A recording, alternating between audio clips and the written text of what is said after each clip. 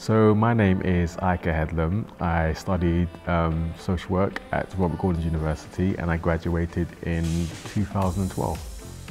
So before I came to study social work at RGU, I was actually studying at Aberdeen College doing a social care course. I did that for 2 years.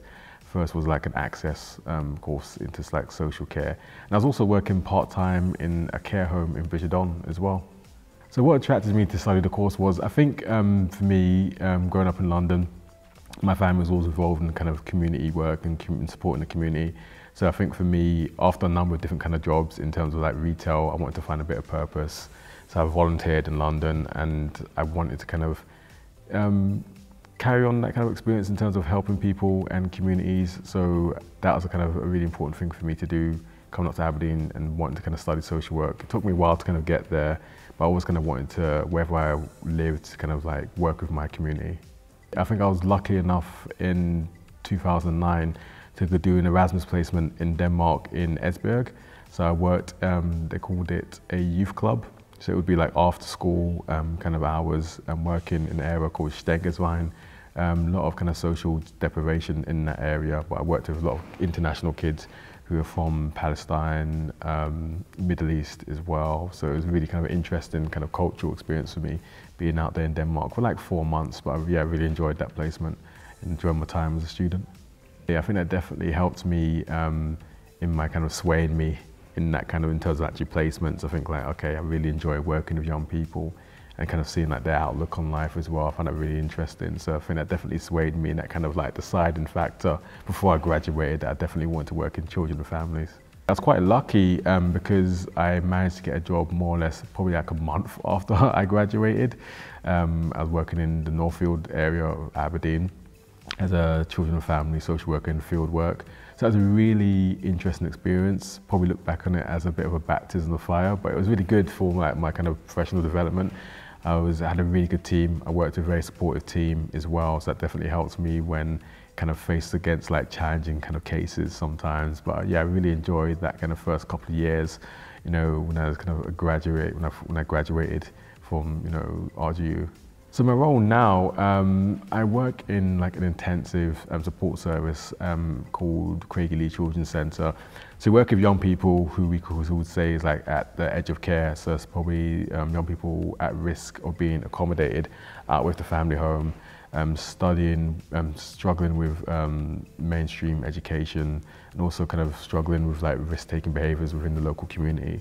So a lot of my work is about kind of like supporting young people to kind of get back into mainstream education, but also helping with like life skills and also kind of like peer group kind of interactions as well. So for us, like our work kind of varies across the board.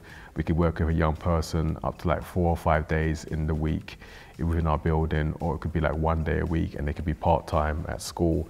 In my team, we're lucky enough to have like a teaching room as well. So we have 2 teachers within my service.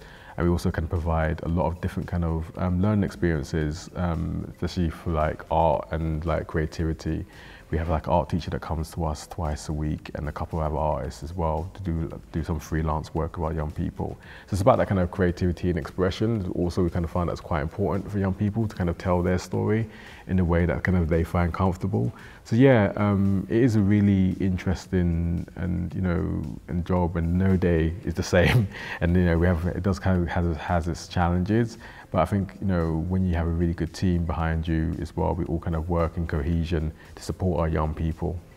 I think it's so important. I think like, you know, giving opportunity for young people to express themselves in different ways. I think for my job and where I work, I think like I'm quite lucky that in terms of like my management team, they completely understand that and they're very engaging and very supportive of young people kind of accessing different kind of creative learning opportunities. So it's been really good to see over the past few years that I've been able to use all my other kind of interests and kind of like influence that within the workplace and provide young people with new creative learning opportunities. So I'm really kind of like chuffed with that kind of little small bit of impact or legacy that I've had within my role at my current job.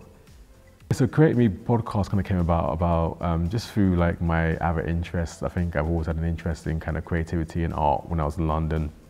And so I kind of always carried that forward in some aspects of my job as a social worker, which we kind of like touched on.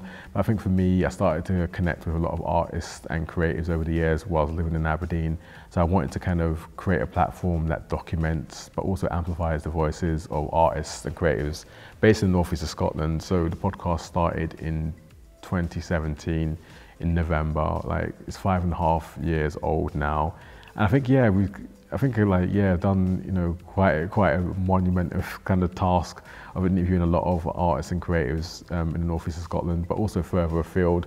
I think it's about trying to put like, particularly like the North East of Scotland on the map, but also kind of like just in general highlighting like the art and creativity that's happening within Scotland. So for me, that's like been another major passion project for me, and I've really kind of enjoyed that experience in terms of creating my podcast. There's been quite a few highlights with working with Look Again. They're such a supportive team.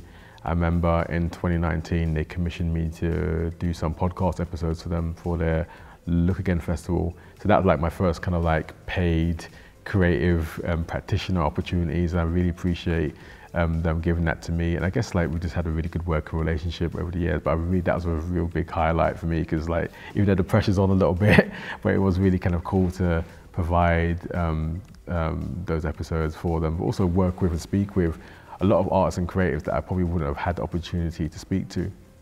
But I think within the Look Again team, they work with so many different kind of diverse communities within the North East of Scotland, and I think they're very much about kind of equally to what I do with my podcast, is putting the North East of Scotland on the map and kind of like outward kind of looking kind of like approach. So it's not kind of just insular, it's like about kind of encouraging different communities in different parts of Scotland to engage with like what we got going on up here in Aberdeen. So I think like for all their work that they do, I think it's definitely, you know, it's so important, and I really like appreciate, you know, everything they're doing for the North East of Scotland. So We Are Here Scotland is a community interest company aimed at amplifying the voices of Black and people of colour artists and creatives across Scotland. So I think, yeah, we've been going for 3 years just now, and the Creators Fund was a small way of trying to provide immediate help and like response to Black and POC artists and creatives. So we've had 2 rounds of the Creators Fund so far since we launched the Creators Fund in November 2020. We're going to be launching the 3rd round, I think, in May, and that'll be like the final round of the Creators Fund. I think it's kind of like left a really kind of important kind of legacy and also kind of dialogue in terms of what needs to change within Scotland's creative industries, but also it's provided like a positive platform to highlight a lot of artists and creatives, not just based in the North East of Scotland, but also in other parts of Scotland as well. We had a showcase last year in the south side of Glasgow, and that was a very kind of like turned out event, and we're hoping to do another showcase maybe later this year or next year, just highlight some of the other artists and creators who've been lucky enough to receive Creators Fund Award. I think we've got quite a few things happening at the moment. We're a very small organisation, so we're kind of like taking our time in terms of how we kind of grow and expand, but we're definitely looking to kind of also work with people a bit younger in our community and kind of offer them that kind of exposure in terms of whether that's like their creative practice, but also what we do as an organisation behind the scenes as well. I think that's so needed, and I think that's like a big gap in terms of actually professional development that we're noticing within our community, that there's a lack of that kind of, I guess, organisation kind of development or kind of like support for a lot of young Black and POC creatives.